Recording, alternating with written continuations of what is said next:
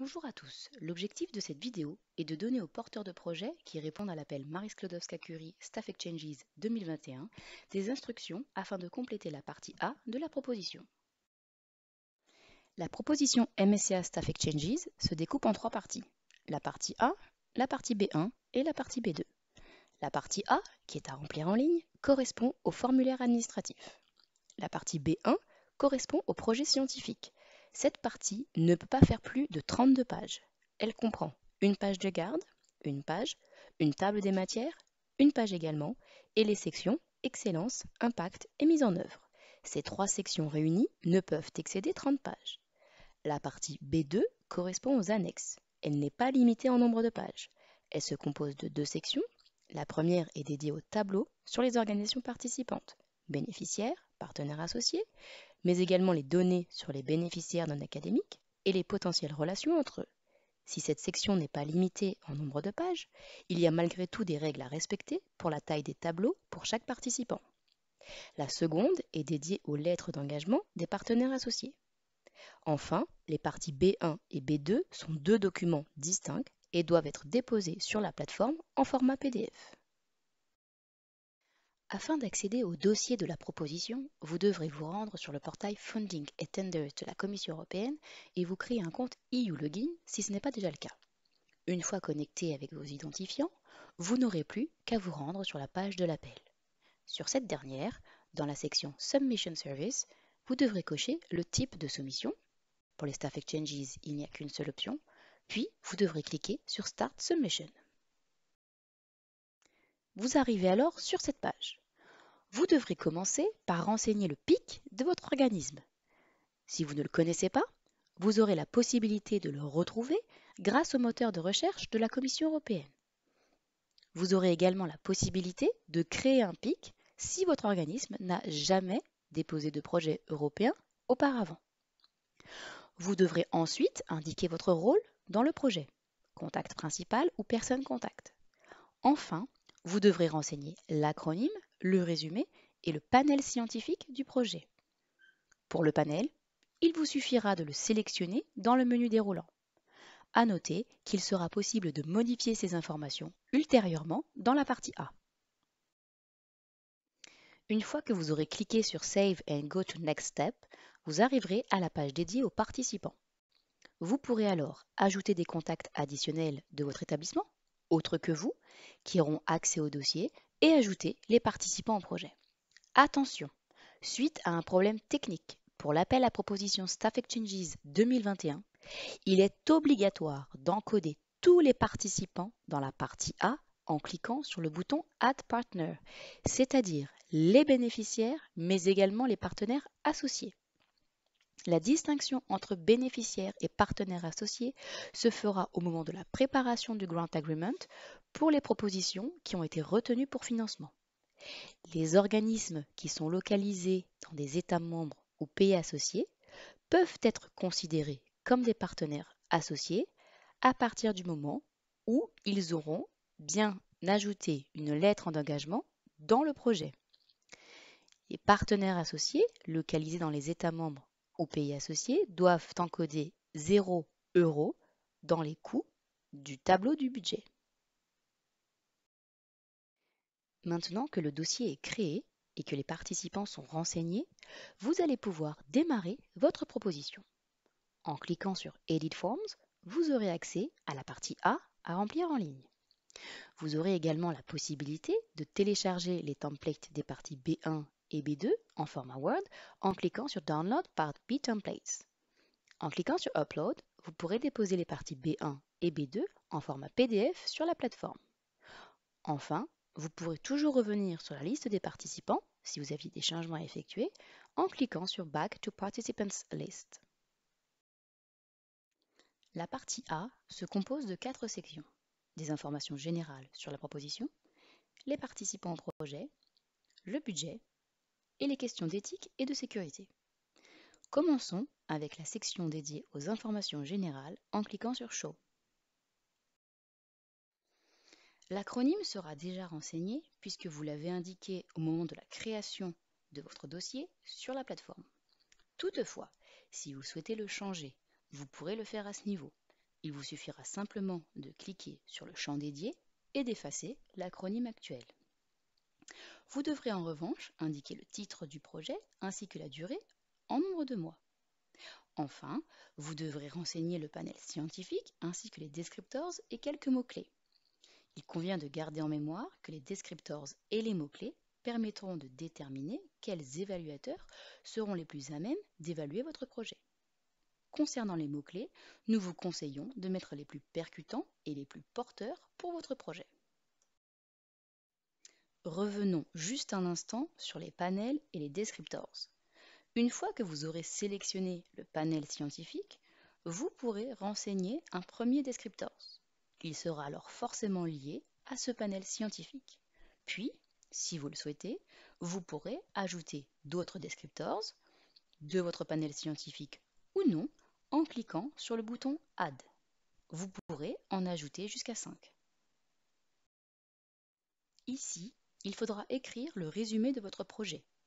Il s'agit d'une courte présentation de ce dernier, mais qui doit aborder l'ensemble des points clés de votre proposition. Il doit donner envie aux experts et évaluateurs de lire l'intégralité de votre proposition. Il est conseillé de le rédiger en dernier, une fois la proposition terminée. Il vous sera également demandé à ce niveau si une proposition similaire a déjà été déposée au cours des 2 dernières années. La dernière partie de la section Information générale est dédiée aux déclarations. Vous devrez notamment certifier que vous avez le consentement des participants quant à leur participation au projet et au contenu de la proposition, que les informations déclarées dans cette proposition sont correctes, que les participants respectent les règles de participation, qu'ils ont la capacité financière et opérationnelle pour mener à bien ce projet, etc. Après la partie des informations générales, vous arrivez à la partie participants. Pour y accéder, cliquez sur Show au niveau de la ligne Section 2 Participants. Vous retrouvez dans cette section les partenaires bénéficiaires et les partenaires associés de votre proposition que vous avez intégrés lors de l'étape 4. Si vous souhaitez ajouter un nouveau partenaire, il faudra retourner dans l'étape 4 du portail. Petit rappel, tous les participants doivent soit envoyer des personnels en secondment, soit accueillir du personnel. Dans le cas contraire, l'entité ne pourra pas participer à un projet Staff Exchanges. Cliquons maintenant sur le partenaire 1 dans Action, Show Participants Detail. Nous arrivons aux données administratives du partenaire. La partie Organization Data est déjà remplie.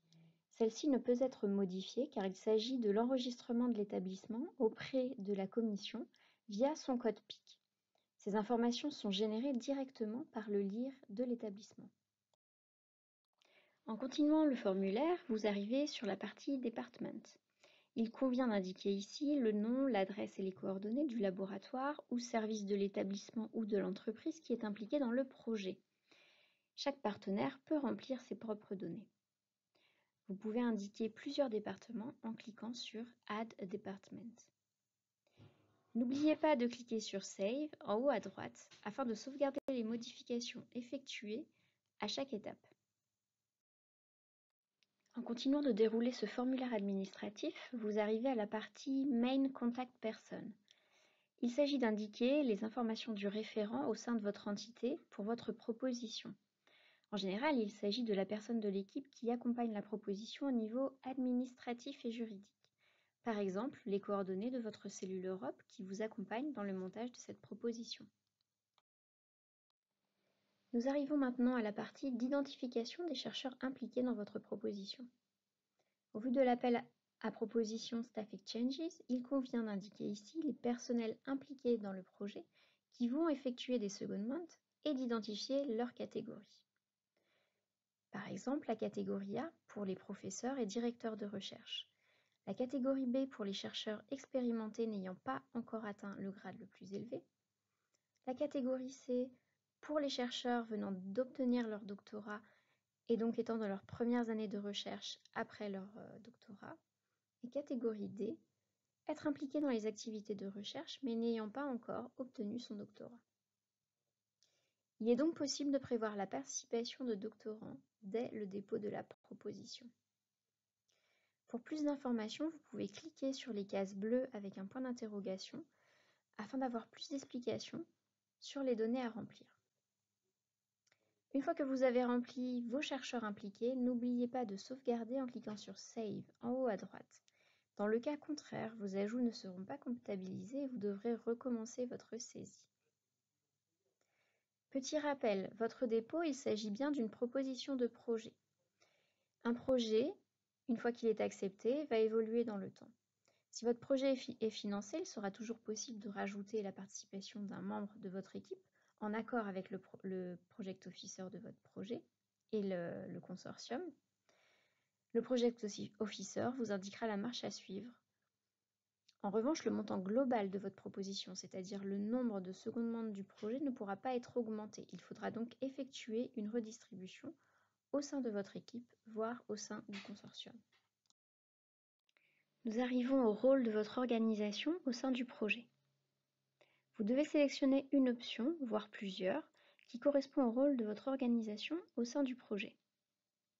Par exemple, si mon établissement va prendre en charge la création et la gestion du site internet du projet, il convient donc de cocher la case Communication, Dissemination and Engagement. Vous trouverez plus d'informations sur chaque option sur le portail du participant. Vous devez indiquer ici vos publications qui sont pertinentes dans le cadre de cette proposition. Vous devez également indiquer les projets ou activités auxquels vous avez participé en lien avec le sujet de cette proposition. Enfin, il faut intégrer, le cas échéant, les infrastructures qui vont être utiles dans le cadre du projet. Cela peut avoir un impact, notamment sur les secondements et sur la transmission des connaissances. Pour rappel, les objectifs des actions Marie Sklodowska-Curie sont la carrière et la formation des chercheurs. La dernière partie à remplir dans la partie A, Participant, est la déclaration sur le plan d'égalité des genres. Vous devez indiquer si votre organisation a un plan d'égalité des genres qui respecte à minima les prérequis indiqués. Sachez qu'à partir de cette année, chaque organisation doit avoir son plan d'égalité des genres publié et signé et respectant ces différents critères au moment de la signature du Grant Agreement. Vous pouvez consulter le guide rédigé par la Commission européenne pour accompagner les organisations. Après la partie Participants, nous arrivons à la partie 3, Budget de votre proposition. Pour y accéder, cliquez sur Show sur la ligne Budget. Dans un souci de simplification du dépôt des propositions, le tableau de chaque secondement à remplir n'existe plus. Il faut remplir le nombre de secondements dans le tableau Budget. Il convient à chaque partenaire d'indiquer dans la colonne Number of Seconded Researchers le nombre de personnels au sein de votre structure participant à un ou plusieurs secondements. Et dans la colonne Number of Personnel Months, le nombre de mois de secondement prévisionnel de votre établissement. Le budget étant un forfait par nombre de mois de secondement, celui-ci va s'implémenter directement après avoir rempli ces deux colonnes. Étant donné qu'il s'agit d'un forfait, il est possible de se mettre d'accord au sein du consortium de la possibilité de redistribuer entre les partenaires une partie des coûts institutionnels dans la catégorie Management and Indirect Costs, le forfait de 1 000 € par homme-mois de secondment. Par exemple, une partie peut être redistribuée au coordinateur afin de supporter les coûts de management et de coordination du projet. Pour cela, nous vous conseillons fortement d'échanger cette redistribution pendant la phase de montage du projet. Il est également vivement recommandé de valider cette redistribution avant le dépôt de la proposition par un accord entre les partenaires. Le nombre maximum d'hommes-mois de secondment est de 360 par proposition, c'est-à-dire pour tout le consortium. Cela équivaut à un budget maximum de 1 650 000 € par proposition. Vous pouvez évidemment déposer une proposition avec moins de 360 hommes-mois de secondment.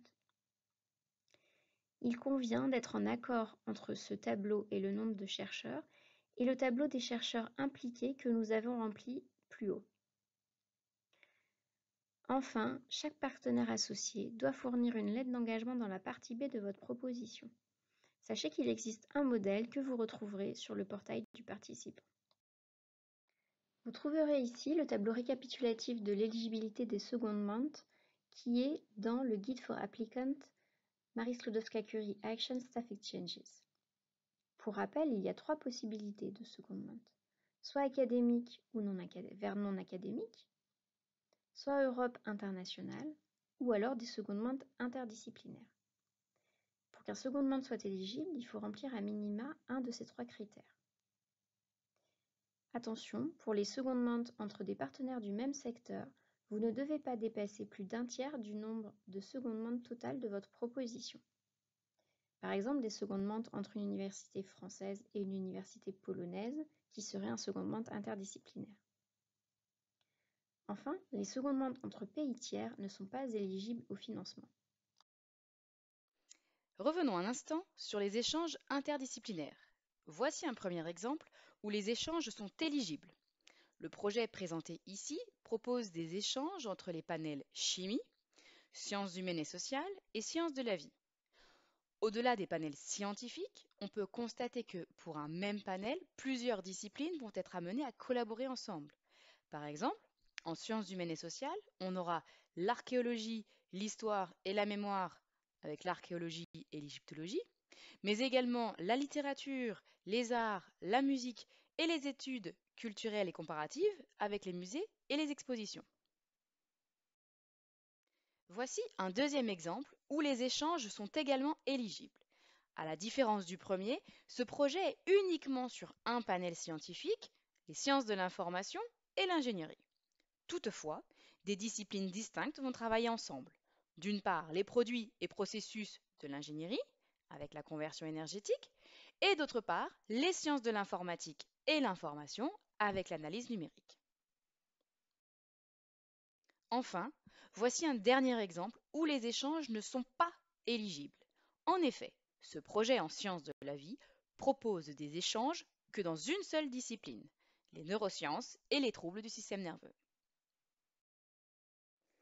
Passons à la dernière section, éthique et sécurité. Dans cette section, vous aurez tout d'abord un questionnaire à remplir concernant les éventuelles questions éthiques liées à votre projet. Il y a 9 catégories de questions. Pour chaque question, vous devrez indiquer oui si votre projet est concerné par le point évoqué, ou non si ce n'est pas le cas. Si vous indiquez oui, vous devrez renseigner la page de la partie B1 où ce point est évoqué pour la première fois. Ensuite, vous allez devoir expliquer comment vous allez traiter ces questions. Dans le premier bloc, vous devrez expliquer en détail les potentielles questions éthiques liées aux objectifs, à la méthodologie ou à l'impact de votre projet, en 5000 caractères, espace compris. Dans le second bloc, vous devrez décrire comment les potentiels problèmes éthiques vont être traités de façon à ce que votre projet respecte les principes éthiques et que les activités proposées s'inscrivent bien dans le respect de la législation européenne et nationale des pays dans lesquels elles vont être menées. Là aussi, vous disposerez de 5000 caractères, espace compris. Vous trouverez ensuite un questionnaire concernant les aspects de sécurité. De la même manière que pour le questionnaire précédent, vous devrez cocher oui ou non en fonction de votre projet. Si vous cochez oui, vous devrez indiquer la page de la partie B1 où ce point est mentionné pour la première fois. Une fois les 4 sections complétées, vous aurez la possibilité de cliquer sur le bouton Validate Form afin de vous assurer que tout a été bien rempli. En cas d'erreur, vous aurez une alerte rouge sur le point concerné et cela bloquera le processus de soumission. Il est également possible que vous ayez des alertes de couleur orange. Toutefois, celles-ci n'empêcheront pas la soumission. Une fois les erreurs corrigées, vous pourrez sauvegarder votre partie A en cliquant sur le bouton Save Form. Pour toute question, vous pourrez toujours nous écrire à l'adresse qui s'affiche sur votre écran. Nous vous invitons également à consulter notre page sur le site Horizon Europe ainsi que notre page LinkedIn. Bonne chance à tous!